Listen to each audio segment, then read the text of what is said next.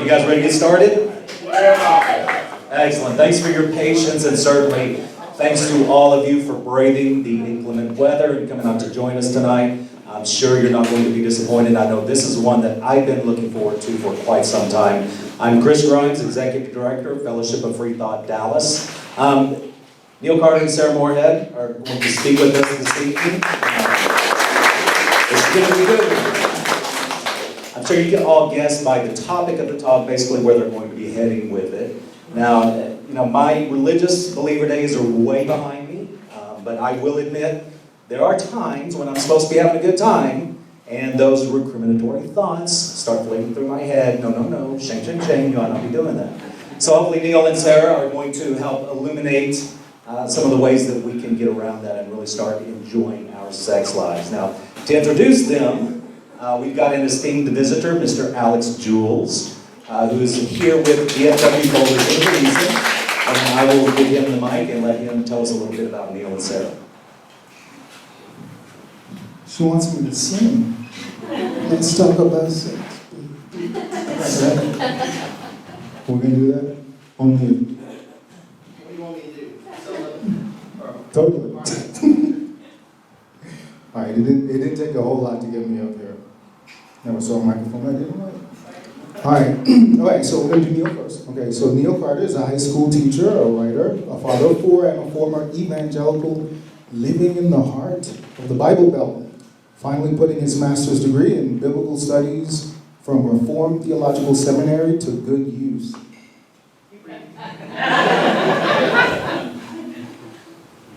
Okay. Neil spends the bulk of his writing energy unpacking his own religious deconversion under the name Godless in Dixie, hosted on Pathos. Together with Sarah Morehead, he now also serves as the editor-in-chief for Removing the Fig Leaf, Discovering Sexuality Without Shame. All right, Sarah. See, this one's easy. She rocks. All right, Sarah. Once a deeply conservative and evangelical Southern Baptist, Sarah now spreads...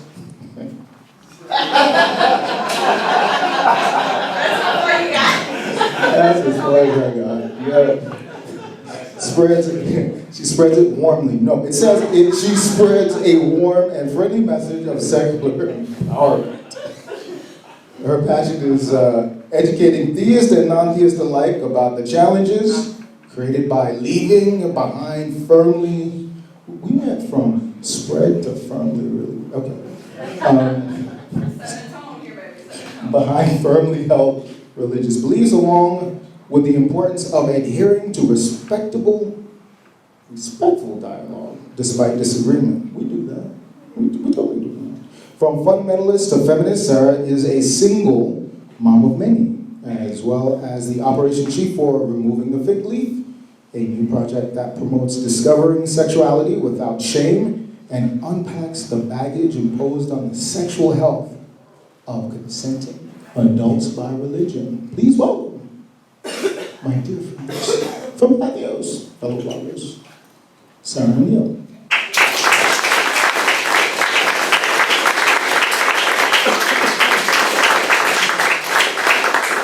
Now I really want to know what Chris has been up to that he's got questions about, but maybe we can ask about that later.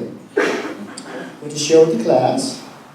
Okay, hi, I've actually met some of y'all, came a few months ago, and I think Sarah was here before that as well, so we know a number of y'all, and it's great to be back. I'm going to talk for a little bit. We're going to hand off back and forth to go through what Fig Leaf is about. We just recently started this blog just a few weeks ago. There's already, a couple of dozen articles up. We go through spurts where there's a whole lot of writing going on. Yeah, there's going to be tons of innuendo, by the way, and it's just natural when we're doing this blog. You should imagine writing for a blog about sexuality.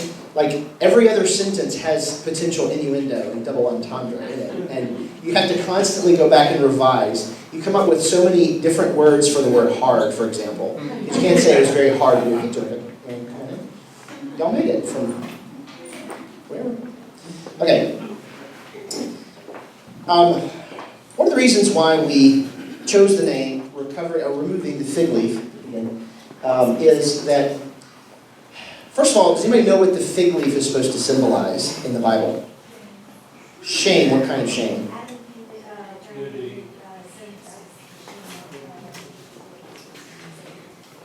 Okay, so as the story goes, and interestingly, each of the Abrahamic religions has this story.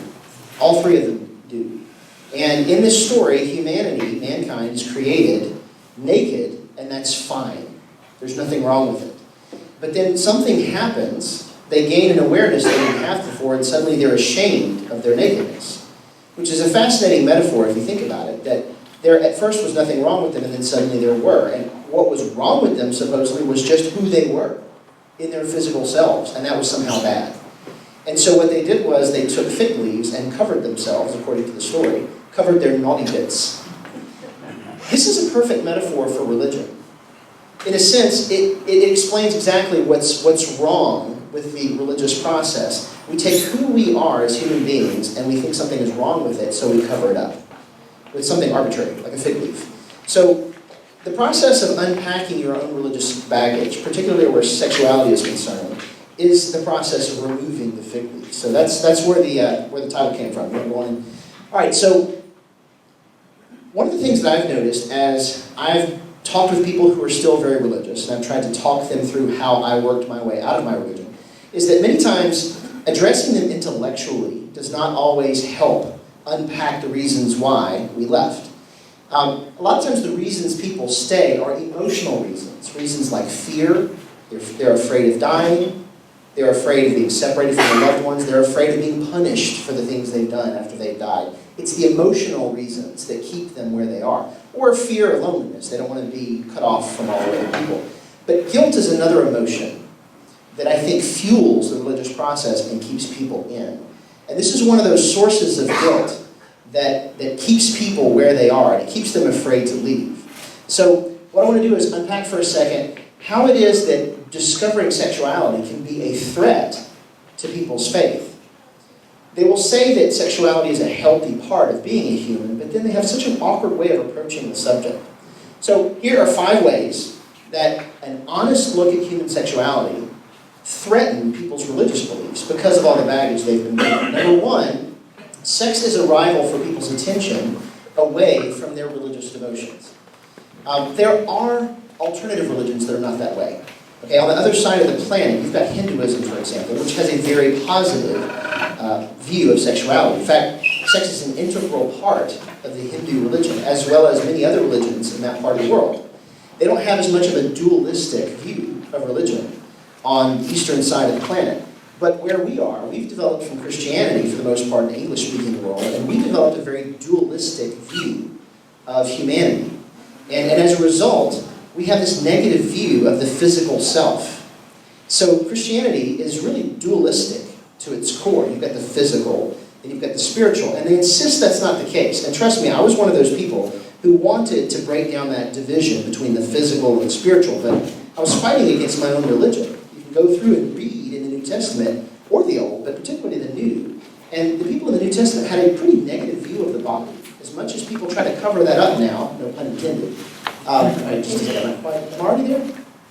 Sex is a rival for people's attention because as long as people have their sexuality pulling on their attention, it takes away from their spiritual lives. And the best way I know to illustrate this is, have you ever had a pastor give a sermon on sexuality? Raise your hand. Some have, okay. Now, raise your hand if it was a comfortable and enjoyable talk. Okay, not many hands, in fact, actually none. It's usually cringeworthy, actually. Especially if the pastor's getting up and bragging about his smoking hot wife. Have you ever heard anybody talk about that? It's like, you know what, it doesn't belong up there on the stage at church. There's just something incongruous about the talk about sexuality from the pulpit. Because spirituality within Christianity is so opposite of an impulse from sexuality. So it's a rival for people's attention, and I think that the church knows that. I think that's why they're so queasy around the subject. The church also needs your guilt, which I started to talk about a second ago. It's like an engine that fuels their faith. And I cannot think of a better source of guilt than sexuality. It starts from your youngest years. It begins when you're comparing yourself to people who are older than you and you realize that you're not as developed as they are. So already there's a source of insecurity there. Then as you get older and you become more physically mature, now you've got to struggle with all these sensations and these urges, and you're being told that those are supposed to be withheld. They're supposed to be withheld maybe indefinitely until the right circumstances are there. And you're told that there's 1,000 wrong ways to act on those urges, and maybe only one extremely narrow way, very small context in which it's okay to act on those urges. So you spend the majority of your time fighting them and restraining them like they're bad. And then supposedly when you reach that context, which would be your wedding night, now suddenly you're supposed to flip a switch, and everything's supposed to be free and open, and that's not really how it works, is it? One of the most popular blogs that we had recently was one done by Matt Oxley, and it was called The Honeymoon from Hell. I'm stealing some of your stories, I don't want to get into it. But you have to go read it because it's hilarious. It's one of the most widely read ones we had. But it's all about how he had no sex education going into his wedding night, which is quite typical for a lot of evangelicals. Religion thrives on control. If you can control what people do with their genitals, you can control everything. That's the most personal, private thing you've got, right? So if you can control what people do in their bedrooms, you can control what they do with their bank books, you can control how they vote. I mean, honestly, you can control everything. There's a sociological principle that says that the higher the cost of entry into a group, the greater the chances are they'll stay in the group. That's why they haze when you join a fraternity or sorority or whatever. Well, think about Judaism. From the very beginning, do you remember what the rite of initiation into Judaism was for males? Snip, snip, snip, right. They actually brought a knife to the penis. If you look at the vast pantheon of deities throughout history, none has been so obsessed with the shape of the penis than Yahweh, right? So this is a religion that began with an obsession over the genitals. And the greatest controversy in the early church, in fact, was what do you do with that process? And they just kind of made it metaphorical. At any rate, 3 things that threaten religion most: free women, right? Free will, and free speech. And obviously, the control is a central function of religion. Another thing that comes out, another reason why sexuality is such a threat, specifically to the Christian faith, as I've experienced it, in a broad range, is that it teaches you that you are not in control of you. You don't belong to you. The concept of personal autonomy, of personal independence, is not taught in the Christian faith. There are verses that say, you are not your own. You were bought with a price. So does that mean that you're property? Somebody else's property? If you don't even own your own body, then you can't even determine what happens to your own body. Think about how that impacts your sexuality. Not only when you're with another person, now you don't think that you belong to you, but even when you're by yourself and no one else is around, you are not allowed to do whatever you want with your own body because you belong to someone else. You're messing with somebody else's property. That's the message of the Christian faith. So you can see why that would pose a problem for people's sexuality. And then finally, the last thing is that people's actual experiences, or sex experiences, I think, invalidates the Christian narrative in a lot of different ways. For example, the Christian narrative may tell you, if you do X, you're going to experience Y and Z as the consequences. And so out of fear of Y and Z, you don't ever do X. Then one day you do X, and you find out Y and Z doesn't happen. You find out that was just something they told you to scare you away, right? Have you ever seen the movie The Village? Yeah. Creepy movie, M. Night Shyamalan, who usually makes terrible movies. And this one, okay, so I'm going to spoil it. If you don't want it spoiled, close your ears. But these people are stuck in this village because they're afraid of these beasts that are just outside the village. And it's not until the end of the movie you find out that the adults are the beasts. It's fake. It's something that they created to scare everybody into staying inside the village. It's a perfect word picture of what happens with any community that's constantly making you afraid of what's outside of your community. And it's the same thing with these narratives. They tell you if you go beyond this very narrowly scripted set of activities, beasts will attack you, terrible things will happen, and they scare you. So again, there's that fear, that control and that guilt that feeds and keeps people in their faith.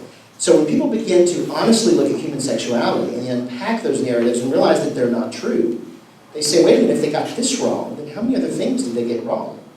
It really gets you at an existential level. Richard? So for those of you that know us, sharing a microphone is torture. All right, so one of the things about removing the fake belief is this is a sex-positive blog. It's very important to us that we have a wide range of voices, that we're providing a lot of diversity and background with our writers. We want this to be everyone's voice on their own journey, unpacking all of this baggage with sexuality. And so in that context, it's very important to us that this entire project is very sex-positive. So we're going to define sex-positive as it is related to fig leaf. And that is that the idea that all sex, as long as it is healthy and explicitly consensual, is a positive thing. That in and of itself, as broad as that is, that's what sex-positive means to us. It might mean different things and slightly different nuances in different circles, but that's how we define it. And there we go. I guess we needed that too. Yeah, it was delayed. But all right. Sex-positive is not. So this has been an interesting thing as we've been starting to give talks on this. People get the idea that sex positive is just indiscriminate sex with whomever, whenever, all the time. So sex positive is not the idea that people have indiscriminate sex, although there's nothing wrong with that if you want to. It's the expectation that people who present themselves as sex positive, our writers, ourselves, that somehow we will just have sex with everyone. That's not the case. I've actually had a couple situations where people were like, oh, you're sex positive and you're doing this blog thing, so, I'm going to hit on you and all this. And it's very interesting and awkward. It's not what it means. 2 microphones. Oh my gosh. Notice that now that I'm talking, he finds it. Sure, that's a coincidence. All right. So, we push the button though. All right, good grief. So we have a lot of topics that we encourage our writers to write about, and one of the things I actually want to do real quick, we have a couple of our writers here right now, so if you guys are comfortable with it, stand up real quick. I just want to put you guys out. We've got, there we go, 3, I thought we had one more. We have more. Okay, well, if we have more than that, you don't want to stand up, that's fine too. But guys, these are 3 of our writers for Fig Leaf, and just as an example, we've got people from all over the spectrums. I'm not going to out any of them. And their identities, we have people who are bisexual, we have people who are transgender, we have people who are all kinds of, asexual, bisexual, everything imaginable, and that's really important to us because my particular gender identity and sexual orientation isn't going to write and speak to everyone out there, and we want to make sure that there's a platform for everyone. So some of the topics we're going to be addressing on the blog, Relationships 101, so relationships with or without labels. What that looks like, where are those hard lines on relationships? When is a friend more than a friend? When is a relationship a committed relationship? Does it require sex to be a committed relationship? If that's the case, then we've got people who have casual sex that don't have in-depth relationships committed to those people, so obviously that's a different kind of relationship. We're going to be exploring what all those boundaries are, those gray areas, what that looks like for individual people. For example, there's people that I absolutely love dearly, and I mean that in the truest sense of the word love, and I would do just about anything for them, not having sex with them. Is that relationship less valid than a relationship if I am having sex with someone? That's stuff we're going to unpack and explore. Former funny flirting and dating. Anyone here grow up fundamentalist, conservative? All right. Of those people, I guess of anyone, who was allowed to just openly date anyone you wanted, any gender, wow, no, whoa, we have one hand. We have a wishy-washy hand, okay. So we had a lot of people put their hands up for growing up conservative, fundamentalist, and then hardly anybody put their hands up for openly dating. That's one of those things that doesn't get encouraged a lot when we're growing up. I know that we had a book called Becoming Dateable. I don't know if anyone's heard that. Ooh, lots of nods, wow. So the guy with the spiky hair? They all had spiky hair. And they had the little, remember the thing, the youth pastor thing? Anyways. So fast, that's what it is. I knew there was a way. So anyways, we're going to be, taking a look at what does it look like now that we're adults, now that we're non-religious, now that we don't have those arbitrary rules in our lives, what does it look like to be dating? How do you flirt without being incredibly awkward? That's just one of those things that comes naturally to me. Apparently that touched a nerve for a few people here. Talking to our children about sex. This is one of those areas where when we've grown up with baggage and shame and guilt and people saying, all of these things about your body are wrong even though they're natural, how do we then communicate healthy boundaries and healthy sexuality to our kids? We had a fantastic article last week or week before last about talking to someone's child about sex. And interestingly enough, they posted on their personal wall, and someone they know, their first response was, "This made me gag." Talking to their child, and this was, go read the article, they didn't show their kid porn, okay? They had an open and honest, friendly conversation with their child about how babies are made. It was age appropriate, and they happened to mention that mommy and daddy enjoyed the process. That was it. That made somebody gag. So we're going to be doing a lot of that, exploring how do we have those conversations, how do we teach our kids body autonomy, safe information, all of that. Exploring monogamy, cheating, polyamory, and open relationships. Now this is an interesting concept. There's been kind of a wave over the last few years with polyamory, and we've seen a lot of people say, I'm polyamorous and you should be too. That's the right way to do it. Here's the thing, it doesn't work that way for everybody. We have a private support group for removing the fig leaf, and on there we have people who are poly, we have people who are not poly. And it works for them in both directions. That's just the way it goes. So our blog is going to be focusing on finding what works for you and what that means, what that looks like. When are boundaries being respected, when are they not? When do you need to change boundaries? How do you evaluate those with your partner or partners? Surviving sexual abuse or neglect. That's something that's pretty rampant in a lot of Christian fundamentalist communities. And so it's something that a lot of our readers end up dealing with, and our writers as well. How and when to end a relationship. This is kind of an interesting concept because as we've grown up in the church, what are we taught? We're looking for that one person who is going to be everything forever. So what happens when that changes? Relationships aren't forever. We're not friends with people forever. We're not lovers with people forever. We're not always partnered with people forever. Sometimes that's not a realistic expectation. So how do you know how and when to end that relationship? What does that look like? How do you do it in a healthy way so everybody comes out of it feeling sane and safe and all those great things? That's something we're going to explore. Personal autonomy. Is this, we saw me? I don't know. Go for it, you're doing great.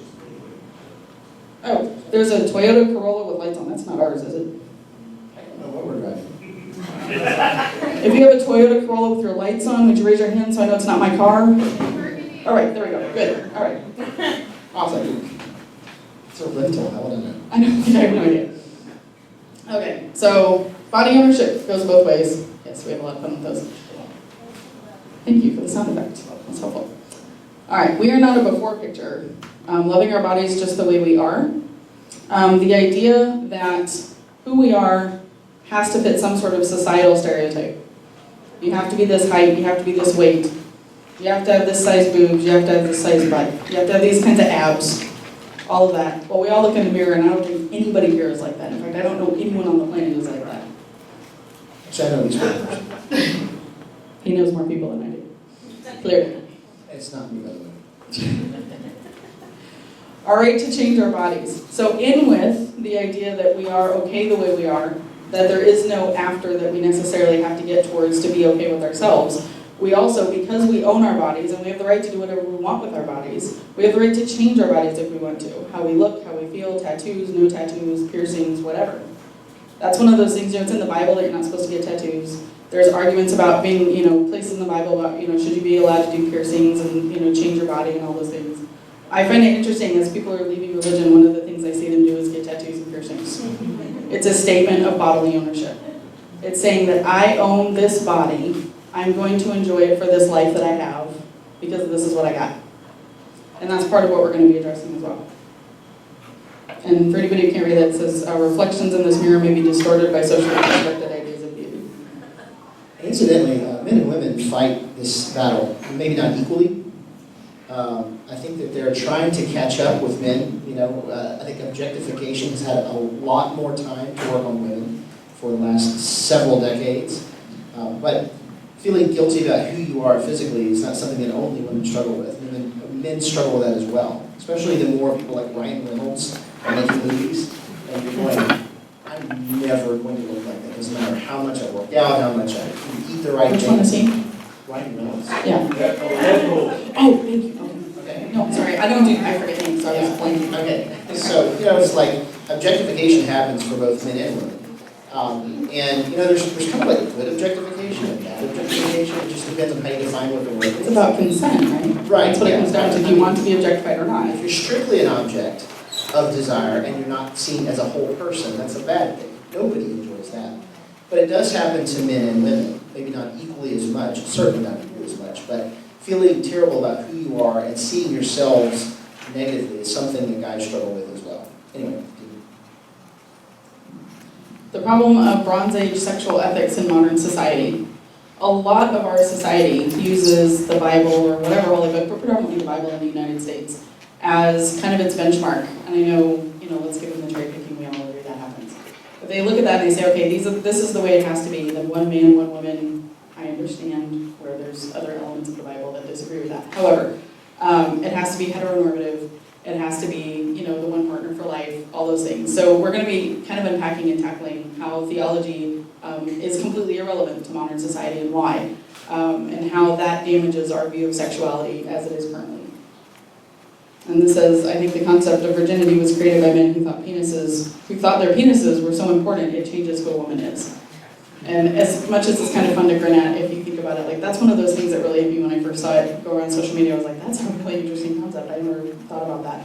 This idea that virginity is something that has to be treasured and sacred, and you're not allowed to enjoy sex until you're in marriage, and all these things. Like that really comes down to the penis changes you somehow. Okay. Really great penis somewhere in there. How and why to say no and to say yes. That's another concept in religion where we have really been taught to not have any awareness of what consent looks like.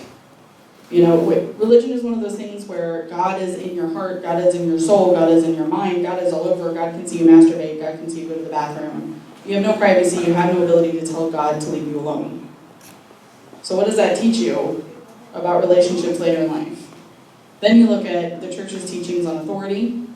You're supposed to obey. You obey your father, you obey your parents, you obey your church leaders. Obey, obey, obey, obey. So if all you know how to do with authority is obey, if all you know how to do with power dynamic relationships is obey, then how do you know how to say no, when it's right to do so? And when you want to say yes, what does that look like? Neil. It's your name. Okay, I'll do it. Do I get to do the button now? This one should be it. I'll do the button now. Virginity is really this arbitrary distinction, honestly. I mean, I don't know if you grew up in a very fundamentalist environment, but there's all these lines that they draw, and they try to say, once you go past this line, now you're officially no longer a virgin. There's 1,000 things you can do that are sexual in nature that don't cross that line. That's why that God's Loophole video has been so popular. You know what I'm talking about? There's a lot of nods, so you know what I'm talking about. You can Google God's Loophole, you just have to make sure you don't have... Yeah, Garfunkel Lens, it's hilarious. There's two versions. I like the original live version better, but there's now a video that goes with it. Everyone's funny. That's hilarious. But virginity, purity, is this artificial construct, honestly. Both how they define it physically, as far as like having an intact hymen and that sort of thing, but also just the concept that you have this somehow aura that is changed by sexual contact, as if something fundamentally has changed inside you. I almost picture like in those video games like Sims, when like there's this glowing thing that's one color and then your color changes to a different color. It's an artificial construct, this concept of purity. And the funny thing is, the ironic thing is that, as a matter of fact, one of you guys was just writing about this, and I appreciate it. I love reading these articles that they're writing. It's actually, ironically, objectifying for the church to speak to young people as if their virginity is this commodity that they draw their value from. A young woman becomes damaged goods when she enters a marriage and she has given away something of herself to another person. First of all, you don't give away something of yourself. Every time you are with a partner, that doesn't mean you're losing a piece of your soul. There's all these terrible analogies that they come up with. Like they talk about Velcro versus super glue. And, I don't know if you've seen these analogies, but they talk about sexual contact as if it bonds your soul to another person's soul. These are the ways they talk about sex, so that then when each person that you're with You bond with them and they take away a piece of your soul. I feel sorry for the person who's been with multiple partners. By the time they reach adulthood, they must be shelled. But this is an arbitrary distinction, honestly. It's something that they make up to make you scared so that you stay where you are. And it's objectifying. It's objectifying to talk to young people as if their value in marriage is related to whether or not they've had sexual activity. I'm going to give one more example about this. You got to interrupt before? Yeah, it was. The other thing with that is it goes back to this is completely heterosexual. I have never, in my entire adolescent growing up in churches, I have never heard any church talk about losing your virginity as a lesbian, ever. It just doesn't come up. They're specifically talking about heterosexual virginity. That's the only thing that can exist. So just Interesting. There was a, yes? Earlier, Sarah said losing virginity is like a man changing. Yeah, man, I've change. always thought that virginity had to do with ownership. Yeah, previously, like the husband was so she better not. Right. they're like chattel. Like that's Right, yeah, it's that's what based on the concept of property. Yeah, so there was a pastor, Mark Driscoll. He had a lot of groans. Mark Driscoll, he came from a Calvinistic background, which I'm familiar with. That was part of what I was trained in. They don't really train you to be a jerk, but somehow they pick that up. It just happens. And there's something about Calvinistic theology in particular that predisposes you to be a jerk. So he was up in Seattle, and he got caught in a lot of trouble because they didn't handle their finances right. Plus, he was a jerk. There was a lot of controlling, authoritarian leadership going on in their church. Now he's, by the way, starting a new church in Phoenix, I think. He's just started a new church in Phoenix. I'm sure that's going to be wonderful and totally different now. But he co-authored a book on sexuality with his wife, which, by the way, we should read and pick to shreds for our blog. So one of the things he did in the middle of the book was publicly shame his wife by exposing the fact that she had sexual contact with other people. I think she even lost her virginity before she started dating him. And I know, right? Yes. But here's the thing. They entered into their engagement and their marriage without him knowing that that had happened. So he felt lied to, betrayed. She was damaged goods, and he didn't even know that. And he married her thinking she was pure, not knowing she wasn't pure. So you see the scandal here. Now, okay, so when he discovered that, did he keep that to himself and forgive her and move on? No. They co-authored a book, and he exposed the whole thing to the whole world. This is the moment I began to hate Mark Driscoll. I already didn't like him, but I made it became even worse at that point. To just throw your wife under the bus like that. But that was socially acceptable because in his world, this concept of purity and virginity, it's like this commodity that you can give away and lose. Let's talk about objectification. All right, virginity is overrated. And of course, you can get your virginity back, like spiritually, by praying about it. There's like a thing that you can do, I don't know, something magical you can restore the... I saw like punch cards were involved or something. Yes. An operation to restore your hymen. That is terrible, I'm so sorry. It was my understanding anyway that it's some sort of elastic. I don't know, okay, I have no idea. There's actually a really cool video that BuzzFeed put out. I can't believe I just said that sentence, but they actually talk about the hymen and what it is and what it is not, and how we have, as a society, a complete misunderstanding of the entire concept. So I encourage everybody to go take a look at it. It's actually pretty safe for work, but they do it well. It's funny, it's lighthearted, but it was really informational, and I ended up kind of looking up all the information they were presenting, and I was like, they're actually right, I didn't know that. So it's very cool. You were not misinformed, you were correct. Letting go of sexual guilt is another one of those things that we're going to be talking about a lot. You're going to see that recurring as a subject because each of us is dealing with that. Not only outside of the confines of marriage, because see, in the church you're taught that only within marriage is sex a valid experience. But even within the bounds of marriage, guilt is a thing that comes up for Christians because they've been taught for so long to see it as somehow vaguely a bad thing. And again, if you push back on this concept that there's something bad about the body, or that there's something fundamentally evil about sex, what you will find is most people will say, no, we don't believe that. See, we believe God created sex. He created it to be a beautiful thing. So within the right context, it's a wonderful thing. The words say one thing. But the body language and the discomfort and the speed with which they change the subject every time it approaches sexuality communicates a totally different message, doesn't it? You can say with your mouth that what's happening is sex is a wonderful thing, but then everything about them is saying, please stop talking about this, it's a terrible thing, I don't want to talk about it, it's uncomfortable.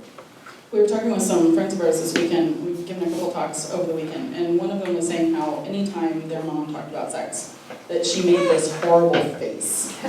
That she was sex positive, that they learned great things about how great sex was in marriage, and it was all in the confines of, you know, how to have appropriate heterosexual sex and, you know, wait for your married and all that. It wasn't necessarily negative, but what they did pick up on was that every single time their mom talked about it, she made this face, and it was horrible. So even though the words were there, the nonverbal made it very clear this is something bad and disgusting and gross, and you shouldn't feel good about it. There's more ways to communicate a message besides just the words that you use. That's just there because it's kind of okay. Learning and accepting our sexual preferences is one of the things you'll see explored in this blog a great deal, because a lot of people don't even know what their own preferences are until they begin exploring that.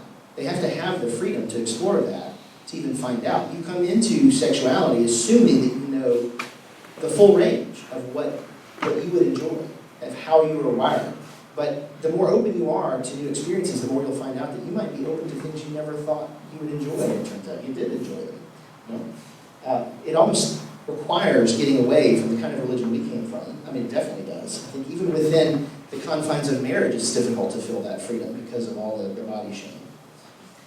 Exploring sexual fluidity is another thing you'll see explored a lot and already has begun. One of the articles that we've got up is about how, as a parent, you deal with your child coming out as bisexual. One of our writers is both on the autism spectrum and is also bisexual, which of course adds an even more interesting dynamic because the way he expresses his emotions is different from the way a lot of other people do. And he talked about how for him, as a person on the sensory integration spectrum, the way he processes sensory information is a lot more intense.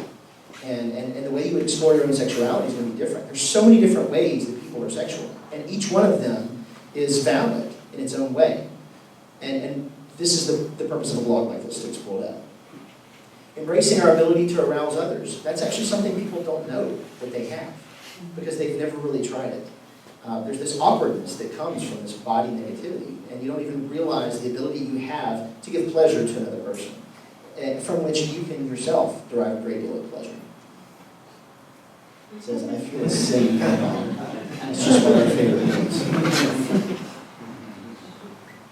Taking matters into your own hands, what do you think that's about? Dun, dun, dun. Yeah. I just want to point out that he wrote that one. I thought that was pretty good. We've already had one guy write an entire post about his relationship with his penis, which I thought was great. I think it was called Me and My Buddy. You know what? But that's called sex positivity. You know, you grow up being told masturbation is wrong, it's evil. And, you know, again, this is one of those things that when you try to push the subject, they might bicker over the definitions and say, no, technically we believe that like touching yourself is not a problem. But then they'll say, you go back to the verse where Jesus says that even thinking about sex with another person that is not your spouse means you might as well have done it.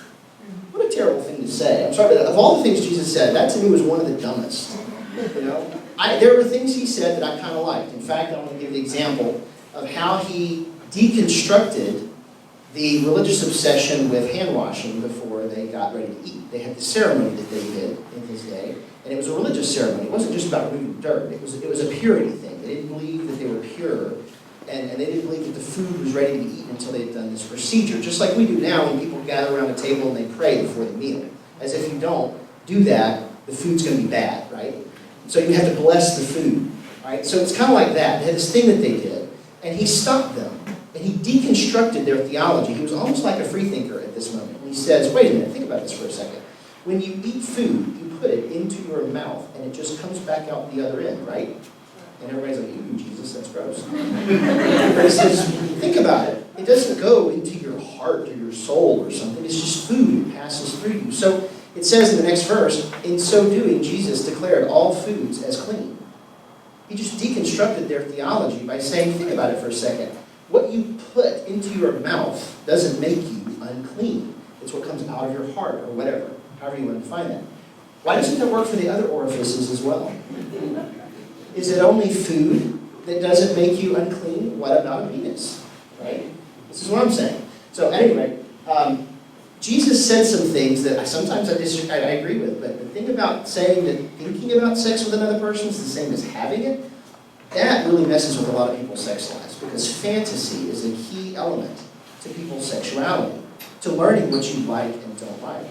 So to tell people that fantasizing is wrong is one of the most unhealthy things you can do for a person's sex life. That's why we talk about these things. Because there's damage being done to people psychologically by telling them these things. According to my Fitbit, I've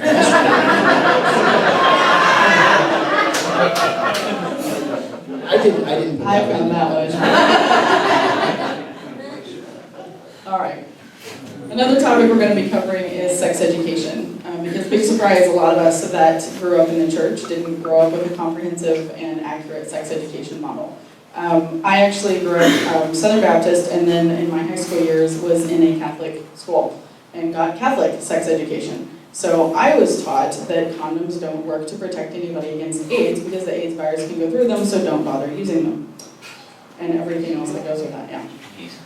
So we're going to be really exploring this, birth control, all the different kinds of it, helping people understand how to access birth control, reproductive rights, what that looks like, why it matters. It goes back to bodily autonomy and those kinds of things.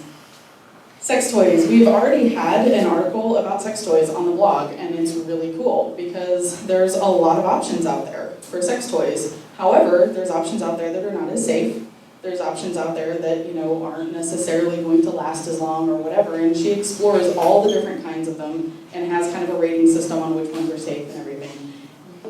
We're getting a lot of giggles, but it's one of those things, if you don't know, and you've never been raised to have these conversations with people who do know, and you don't know how to find that information, then this is something that's going to improve your sex life. Here's another fun thing about that. This is on Patheos. Oh, right. So we kind of skipped over that just a little bit. So Patheos is a blogging platform. It's one of the largest ones, and it's specifically... It's the largest religious website in the world. I'm going to get an email from a couple people on that one, I'm sure. No, I'm saying because I didn't know. Yeah, I didn't say that correctly. Okay, so the largest. Size matters. It's more about frequency and traffic. Oh, okay. All right, there we go. The ocean and the ocean. There we go. All right. So the point being, this is a religious platform. This is, there's a Christian channel that has Christian blogs. There's the atheist channel, which is the one that our blog is on. There's a Catholic channel. There's all of these. And so what happens is, as everybody writes their articles for all the different platforms, all the different channels on Patheos, you can go to the main page, or you can go to your own channel if you have a preference, like the atheist channel or whatever, and it will auto-populate articles and headlines from other channels, right? It'll kind of feed them in. So what we've been asked to do, so that we don't give everyone an aneurysm, is just make sure that our blog, our titles are safe for the Catholic network. Not the content. We can have whatever content we want, that's pretty safe. But the actual titles, we work really hard to make sure that it's something that if it pops up over on the Catholics, blog feed, then, they're actually going to click on it and, maybe not have a heart attack. We're still putting articles about sex into their news feeds. That's kind of the cool part. That's what I love. The pros and cons of porn usage. Fetishes and kink, they're bound to come. One of the things about sexuality. One of the things about learning about sexuality and discovering your own sexuality is kind of what we talked about earlier, about exploring what your preferences are, what you're interested in, what you're not interested in. And there's really only one way to figure that out, and that is to go read about it, to go try it, to go explore it, all of those things. But if we don't know where to look, if we don't know where to find that information, if we don't know how to find accurate information, then that's going to be a stumbling block. So we're going to have, our writers are going to be tackling a lot of that as well. Hopefully just the kinky version, not the perverted. All right, so what are the rules? If we take away all of the restrictions that religion puts on sexuality, what does that look like? Does that mean we can do anything we want? That's what we hear, right, from the Christian community. If you don't have God, that's because you just want to do anything you want. You have no morals, you have no restrictions, you're just going to have sex with whatever, right? Yeah. Maybe you guys didn't hear that. That's actually what they say. That's not even an exaggeration. The arguments against gay marriage are that the next thing is we're going to turn to goats. It's pretty stupid. That's serious. So what are the rules? The rules are, at least within the removing the fig leaf, safe, sane, and consensual. So safe meaning physically and logistically safe. Please do not have sex in moving traffic. In Colonial Land. Sane, emotionally healthy, is everybody in a place that they can make informed decisions about the sexual process that's happening. And consensual, which is risk-aware, informed, and enthusiastic consent. And intoxicated, coerced, or underage people cannot consent. Hold on, just look at that for a second. That's got a lot of information in it. I was actually, go ahead. No, I appreciate the fact that this is one of the first questions we always get. So when we talk about open sexuality and exploring it, they always jump to whatever the most unhealthy thing they can think of is, because they assume that's where we're going. And they think that there are no limitations. But the reality is, no, there are distinctions that are made with things like age appropriateness. You know, the article about teaching your children about sex was an article that explained how you talk to a child in child's terms. You know, there's nothing about an open approach and a positive sexual approach that doesn't change the way you talk about sex based on people's where they are, you know, in terms of their age appropriateness. And it's also the idea that, you know, just because we're talking about open sexuality and positive sexuality, that somehow that means that there's no limits and there's no boundaries. And it's actually exactly the opposite. There's a lot. The issue is that they're completely different for each and every single one of you in this Up to room. you to figure out. You guys get to figure out what your boundaries are. You guys get to figure out what your limitations are and your interests are, and nobody else gets to tell you what they should be. That's what we're about. Well, I guess mainly I want to open it up to questions. Last thing I would say before that is just that this is fun. This is a lot of fun. I mean, each of us has written for other purposes as well. I blog on Godless and Dixie, mainly just talk about unpacking my own religious background. But I don't specifically talk about sex a great deal on that blog, because it's just not the focus of it. But there are so many directions you can go with this. People tend to think about human sexuality like it's this compartment, like it's this piece of you that could either be, you know, left aside or enclosed inside this little box. So when somebody, for example, who's struggling with their faith also discovers that their sexual orientation is not what they were told it's supposed to be, they are then told that they could just kind of box that up and sort of put it aside. That's just one part of who you are, you know? You could just go without that one thing. It's like saying you can't have ice cream for a while, as if it's no more crucial to who you are or your identity than a particular food you just do without. Sexuality is more central to who a person is and their identity. I mean, it's kind of wired into our psychological being. So to try to compartmentalize it like that, it's just not possible. Which is why I think unpacking human sexuality and taking an honest look at it gets to the core of who we are. And maybe even a person turns out to not be sexual in terms of the way they describe themselves. They would call themselves asexual. But even that is a part of who they are. And coming to grips with that is a crucial part of who they are. So again, it's back to figuring out for yourself what is right for you. And it's not somebody else telling you that they know better than you do what's right for you. And it's not even people who are sex positive defining what sex positivity is for you. Because that's not the point. It's not about other people saying, you need to be like I am. If I am polyamorous or in open relationships, then you should be too. And if you're not, your relationships are not as healthy as mine. Baloney, that's not right. That's not the way it works. Humans are complicated beings. Relationships between humans are exponentially more complicated. So a healthy approach to sexuality takes that into consideration. So there's just an endless amount of variety in what we're seeing from our writers. And I get to sit down in front of a computer and read about their experiences on a regular basis, and it's thrilling. I love it. It's like one of the favorite things that I'm doing. So you need to make sure you follow the blog. It's not hard to find, you know, removing the fig leaf. It's right there. You can Google it and it's going to bring you to the right place. But right now it's just a blog, but I really don't think it's going to just be a blog. There's so much more that needs to be done. At this point, there's already community being formed around the writing process and the reading process. We do have a support group. But I see a lot more growing out of this in time. If it's done right, if it's done well, I could see a much larger community growing. I could even see, we've already got one of our members that's starting sort of an internet chat. They do like a Google Hangout on a regular basis. They'll pick a topic. Maybe you can explain how they do that. Yeah, so we've had, and this is just something we've done in a closed group, or, you know, putting it in motion so that we can expand it. But it's basically just a regular chat. About 10 of us get on Google Hangouts, and we'll talk about whatever topic of the week has been selected. And of course, we meander all over the place, and there's a million "that's what she said" jokes. However, one of the things that's been really cool is seeing everybody sharing resources and links to different articles or links to different videos or whatever. As they're we're just all trying to figure this out, and we'll brainstorm things or we'll wander off on other topics. But it's been a really cool way to just kind of build this network of people saying, you know what, me too. I've gone through this and I'm trying to figure this out as well.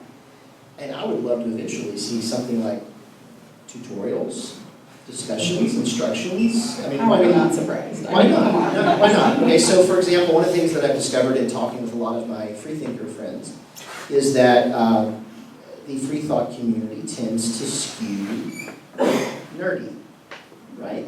Kind of science-loving, kind of geeky. I think it's generally fair. It's not, one-size-fits-all description there. Nor is it bad. Nor is it I bad. don't think there's anything wrong with that. But what happens is, when it comes to dating within the Freethought community, there's a great deal of awkwardness because a lot of folks grew up in a very religious environment where they certainly didn't learn how to date. In fact, some people grew up that kissed dating goodbye. By the way, the church that helped birth that concept, they've kind of fallen apart. And even the guy who wrote that book is kind of like, you know what, I'm not sure that I really covered that the best way possible. And I expect a lot of change in that particular guy's mindset. Once again, a reformed person.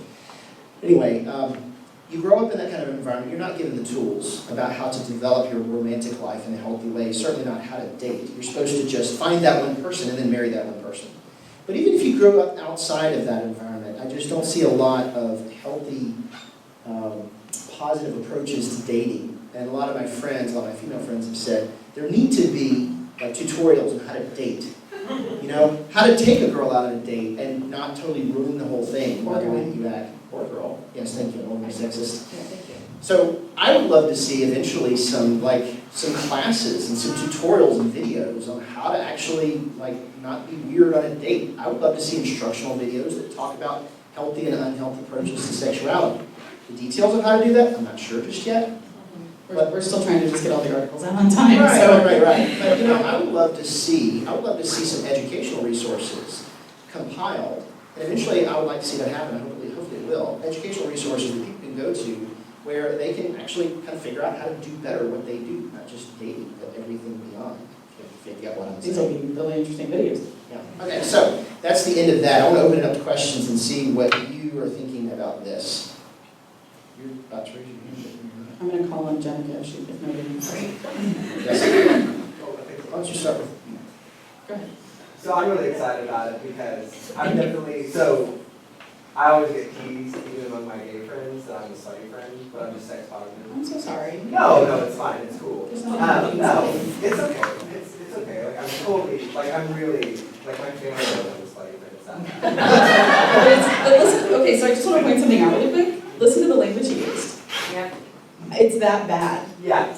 So I realize I'm interrupting you, but I just want to point that out. That's how ingrained we are. And of course we all laughed because we all don't think it's that bad, or most of us don't. Oh, I'm being facetious, I love being there. Good for you. But it just in that automatic language, there's that negativity. But go ahead. So, and one of the things, it's really, really definitely exciting to see all the gay marriage and stuff, initiatives, all of these things pass through and everything.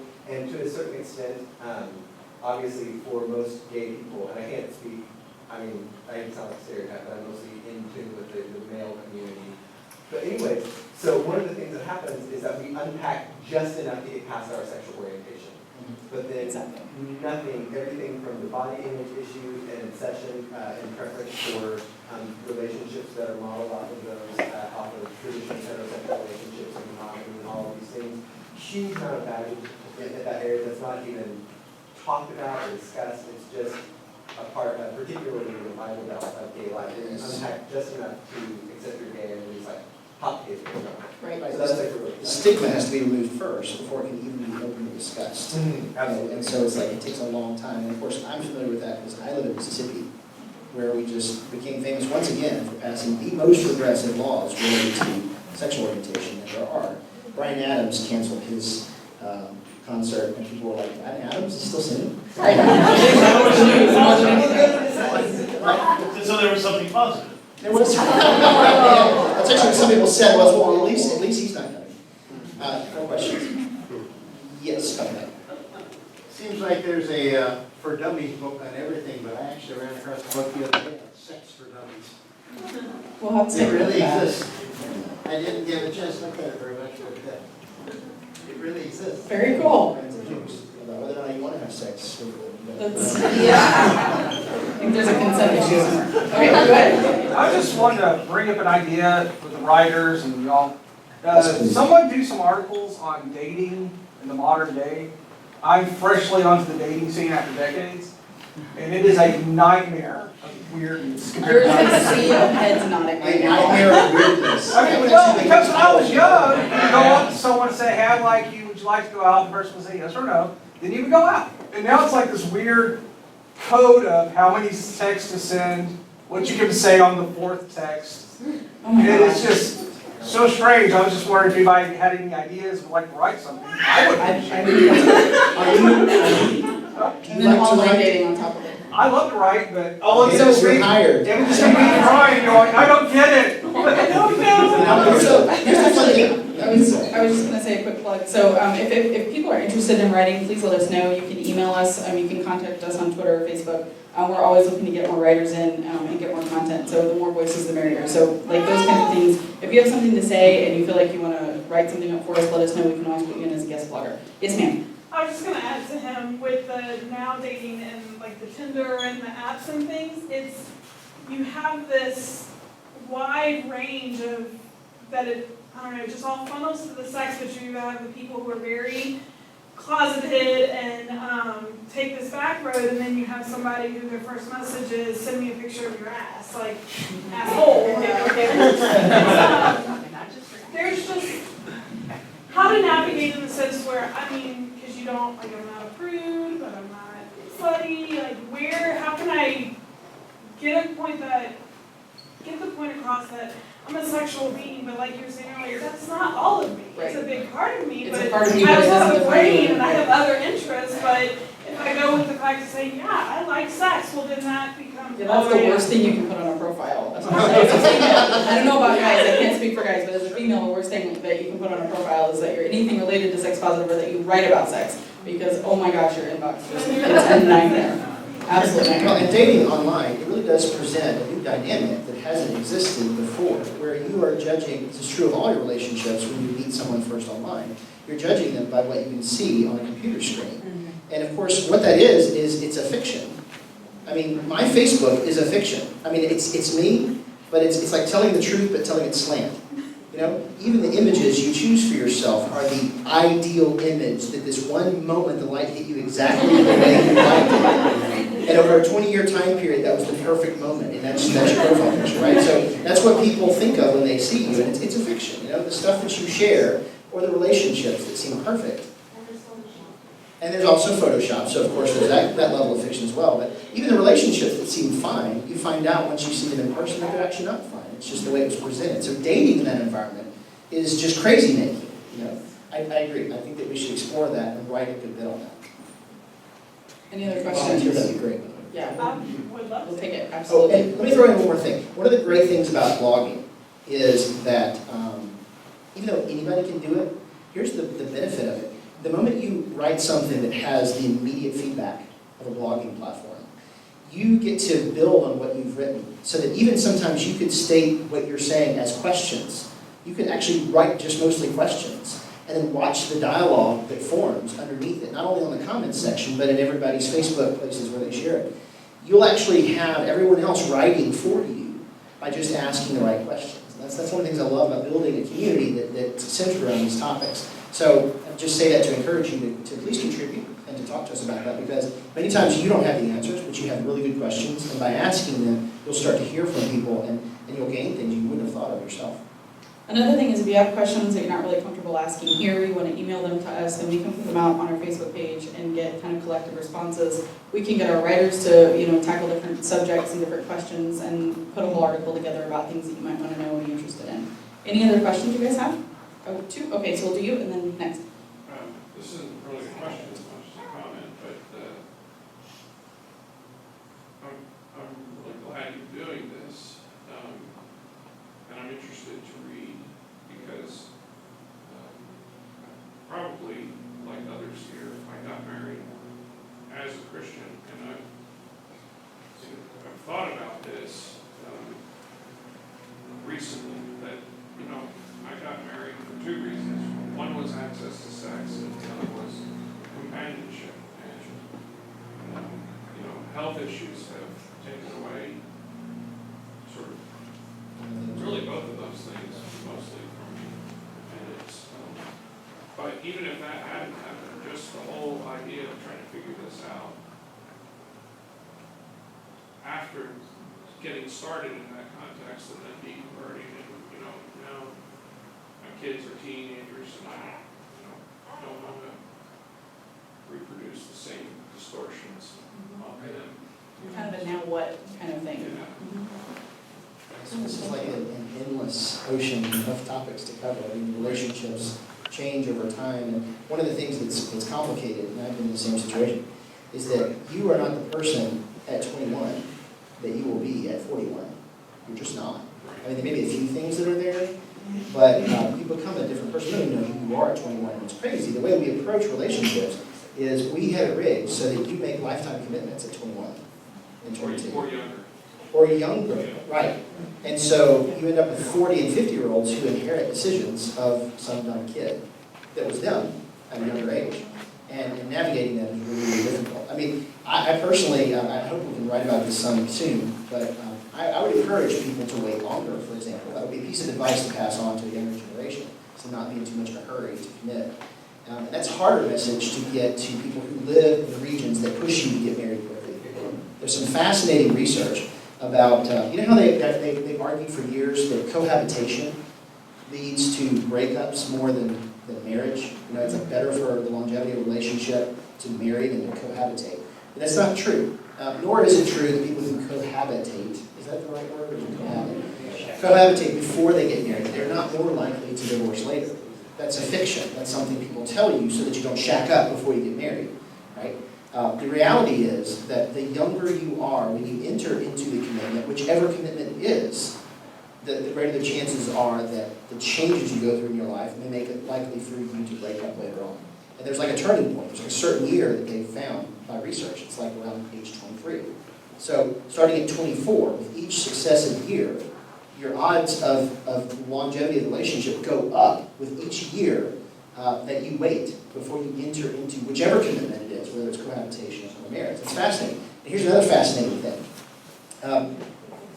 You don't even, okay, so they figured out that is relevant in highly religious areas. So if cohabitation is not a legitimate form of relationship where you live, and in Mississippi it's generally not, you look down upon if you do. So you're pressured to get married sooner because cohabitation is not an option. So people that live in highly religious areas tend to marry younger, which means they fall into that negative side of the watershed moment, okay? Statistically speaking, here's another interesting thing. Even if you yourself are not religious, but you grow up in a region that is, the social pressure to commit early puts you in the same situation as your religious counterparts. And so what they did was they looked at divorce rates of people all over the country. They saw the highest divorce rates were where? The Bible Belt, just like the highest porn, content or traffic is in the South. Go figure that.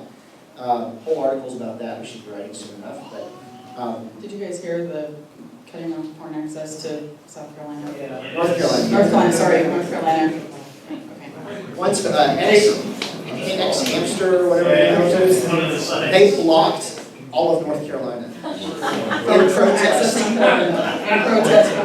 All IP addresses coming from North Carolina, they blocked until. So Neil's been really nervous about what they're going to do in Mississippi.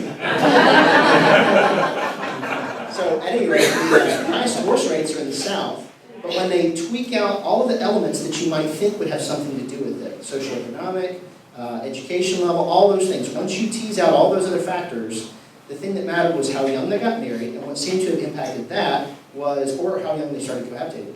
What impacted that was how religious their environment was. Not even how religious they were, but the rest of their environment. This is fascinating stuff. We should be talking about this. This should be something everybody talks about, but they don't. Yeah, this is a study that's longitudinal. Who was the question after him? There was somebody else. I asked them to wait for a second. And we got, Oh, it was me. I There you just go. wondered where the video would be posted. That's an excellent question. Where would the video be posted? That's a good question. We'll probably put it up on our Anybody website. volunteer to Video editor for Fellowship of Freethought? If anybody would like to be a volunteer editor for the video of Fellowship of Freethought today, I totally agree. Also, eventually, whoever edits it, we'll make sure we put it up on the blog. Yeah, we'll send it out on our stuff, and we'll probably put an article up about it and all that good stuff. So, for sure, yeah, absolutely. Make sure you leave that We don't, We're not leaving we out don't bleep. nothing. There's not a lot of bleeping that happens on Fig Leaf. I will say though, as far as content though, one of the, we get a lot of questions about, you know, how graphic does it get? We actually got a lot of questions tonight, or earlier, you know, as it was coming in, people were emailing me and posting on the event page and asking, is this something I can bring my teenager to and all that. One of the things that's really important to us with our writers is we work with everybody on, you know, how to present this information in an approachable and, you know, appealing way to broad audiences. We're direct, we're clear, and all of that, but at the same time, we try to be tactful. We try to make this something that, you know, even people who are religious are relatively comfortable reading. There's going to be some things that, you know, obviously will be out of some people's comfort zones. We had a lengthy conversation, the very first picture we posted of somebody's butt. That was They're naked as, actually. well, not completely naked, there was a lot of wax involved. Yes. But it's one of those things that's apparently a thing. We got some confused looks. But you know, it was one of those where, you know, was it appropriate to the content of the article? Was it actually relevant? And it was. It was, you know, part of what was being talked about, and it was relevant, so we let it go. But at the same time, Just didn't put it in the featured image. we didn't put it in the featured image because it has to be safe for the Catholics, and that wouldn't work for them. But that Safe for the being said- Catholics. We are not safe for the Catholics, I'm just telling you. Not once they click. Like, I mean, you know, the title, we do a lot of double entendre in the titles, and that seems to work, but once they click, they'll probably be a little offended. Anyways, the other one is, you know, just language and things like that. We work really hard to encourage our writers to use, you know, as creative language as possible. But we do ask, you know, everybody to justify the language that they're using. You know, try to stay away from anything too graphic or, you know, not necessarily offensive. That's not really what we're looking for. But just trying to make it more approachable. We're becoming masters of euphemism. That's really what it comes down to. Two questions over here. Let's. Okay. Yep. Go ahead. No, go ahead. Okay. I had kind of two thoughts, and they can be quick. One about, you were talking about people getting married early. I recently met a guy that is traveling America from New Zealand. It was fascinating to me that he travels America like we travel Europe. And he said the first thing that he noticed over here is that everyone is so young that has babies. And we got into this lengthy discussion over sex education, which ties into my second thing was I work for Child Protective Services, and we have to interview the children regarding just doing sexual screening. The first thing that we have to ask the kids is, what do you call your private parts? And I didn't get that when I went through training. And in training, grown adults are having to sit there and say all of these words because the grown-ups were afraid to say them. They won't say penis or vagina Yeah, or we had to sit in vulva, class right? in front of other people and say penis, penis, penis, vagina, vagina, you know, over and over again until we were comfortable, which, you know, I was. And then, but we get to these kids and I'm like, why? But we have to ask them. And my favorite example is I had a girl that was raised by a dad with nothing but brothers, and she called her vagina her nuts. Hi, if I asked her if you want her to touch your vagina, she wouldn't know what that was. Right. I have never, to this day, had a child give me the correct term for their genitalia. My kids know their parents, so there's that. Well, I mean, I'm sure that they're out there, but Right. it's just like every time I interview these kids, I'm like, oh my gosh, can we like...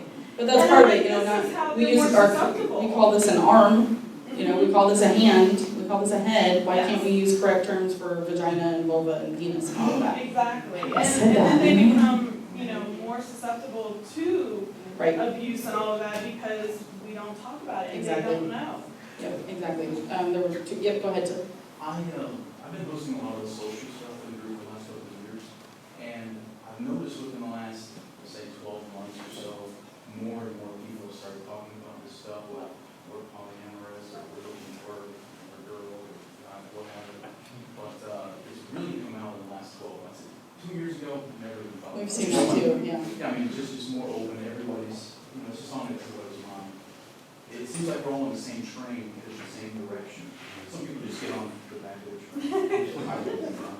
Or they just hide in the That's a funny innuendo right there. Like, I mean, that's, okay. So I think definitely y'all hit on something.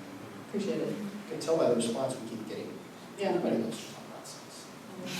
Sex is natural, sex is fun. Okay, anyways. More questions? I saw a couple other hands, and I know we're not necessarily going to get to everybody. You have one, ma'am. Yeah, I was just gonna ask if the topic has been approached on your blog about how to help young people know to be safe, or, you know, if casual sex is fine. I have 3 daughters, and I hope they do have sex with quite a few people before they get married. You know, I encourage it at 23, 19.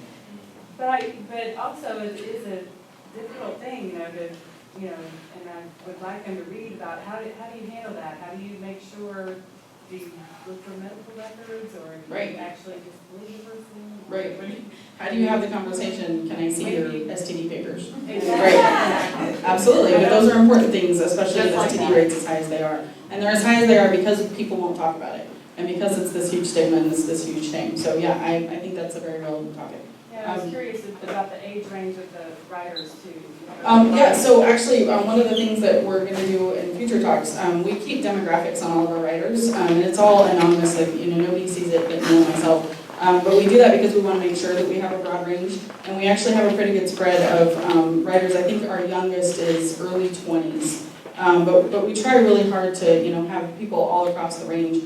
Because of that, you know, I'm not going to be able to write about, you know, sexuality as a 20-year-old anymore. That's just not something that I'm able to do. But we want people who can. Same with, you know, bisexual or transgender or any of the above, all of the above. That's just, you know, that's really important to us. We want to make sure everybody's represented and all the voices are out there. As is anonymity, so for a number of our writers, they don't use their real names. Over half, actually, Right. write under a pseudonym, which is completely fine with us. And for people who are interested, we can either do your article as a guest post, if it's just going to be sporadic, but if you're going to commit to a regular piece that you're going to submit, then we actually will set you up with an account, and you'll have an anonymous pseudonym and all those things. And it goes back to the only people who will know at that point is Neil and myself, and possibly your editor, if that's something that you're okay with. And the NSA. That's, we have no control of that. Yes, ma'am. My question actually kind of ties into hers, because I was hoping that y'all would put something on there about STDs that are not AIDS, because like you hear so much about AIDS, but there are so many others that you get different ways, and I don't know if kids or other adults are Everybody really knows aware about of those. Right, I think that's part of the sex education component, for sure, and just making sure people have up-to-date and accurate information. So what she was saying, if anybody couldn't hear, was, you know, are we going to be tackling topics related to STDs that are not AIDS? And I think that's something that's really important. You know, there's STDs out there that are easily curable, something that was never taught to me in Catholic high school, by the way. It's one of those things where it's important for everybody to know how to get tested and what that looks like and what the different kinds are and all of those things. And this just goes back to that comprehensive education that a lot of us didn't get. I skipped a hand. There we go. I don't know. I think another good topic to talk about with kids with this, and even grown people like me and John both that are entering the dating world as grown-ups and had a Christian sex education growing up, is how to have appropriate boundaries while you're dating. Absolutely. How to go out on a date with somebody and not be like, oh, okay, I like you, you like me, let's have sex and get married now. You know, like it's just an immediate thing. And how do you do that? How do I teach my kids how to have appropriate relationships, and not just sexually, but friendships and just relationships with other people. You know, how to make sure you're choosing partners that respect your boundaries. Right. And that's another part of it with this. You know, we all talk, you know, it's a sex blog or whatever, but it's definitely one of those things that it's all aspects of relationships and interpersonal interactions. So I think we're kind of running out of time, and I appreciate all the questions. Oh, sorry, hold on, Jason. So I think you're like editor-in-chief. How much stuff do you actually regulate on there that people write? You read everything before it goes up, is that what you mean? Yeah, like, do you actually alter anything? Oh. Do we do like? No, it's mostly grammatical. Our writers are awesome, so there's that. And you know, it's one of those things where the content that's being submitted, the vast majority of the time, it's pretty fine the way it is.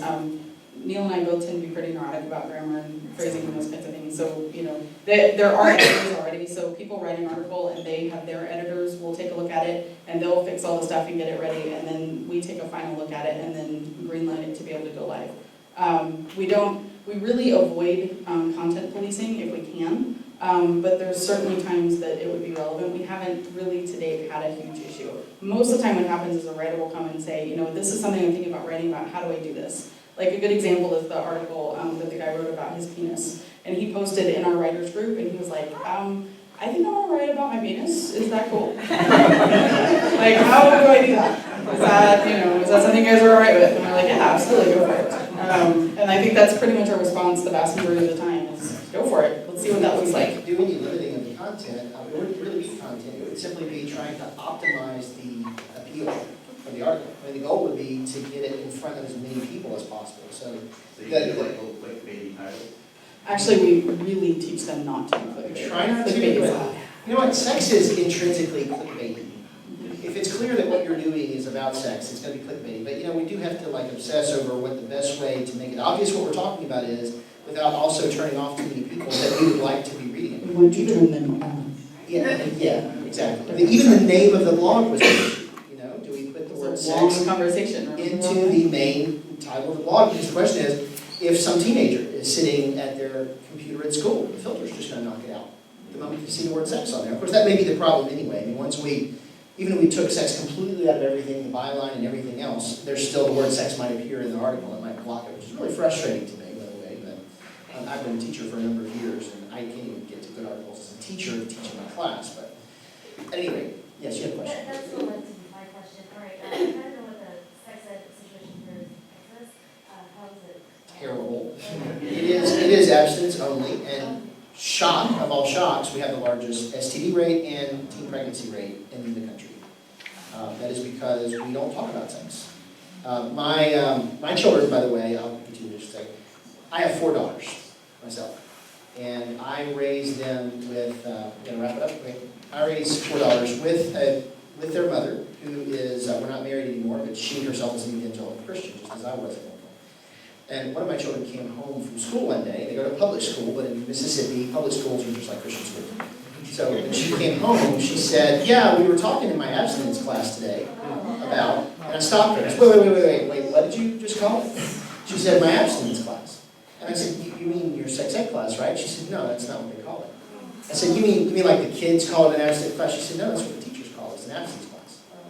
I was like, wow, that's really interesting. And I know that the title of the class is abstinence only, and I think some progressive woman in Mississippi, legislator, is trying to push through abstinence plus, which is like basically the same thing with like a little bit added in, thrown in hurriedly, but it has to still have the word abstinence in it for it to pass in a place like Mississippi. This is like gut wrenching for me, but yeah, they actually call it abstinence class. So obviously what happens is people don't talk about sex, so they don't learn how to address it in healthy ways. And what ends up happening, we have high teen pregnancy, we have high STDs, and of course that just feeds the poverty rate.